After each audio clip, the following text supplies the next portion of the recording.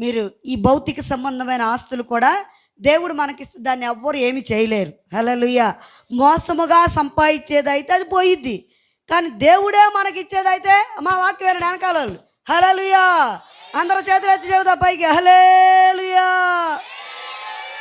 ఎవరి స్వాస్యం నిలుస్తుందంటే సదాకాలం నీతిమంతులుగా నిర్దోషులుగా ఉండి సంపాదించే వారి స్వాస్యం ఏమవుతుందండి? సదాకాలం నిలిచిదన్నాడు దేవుడు. ఈరోజు మధ్యలోనే వెళ్ళిపోతున్నాయి కొన్ని స్వాస్యాలు, మధ్యలోనే ఏమైపోతున్నాయి? ధనాగారాలు కూలిపోతున్నాయి.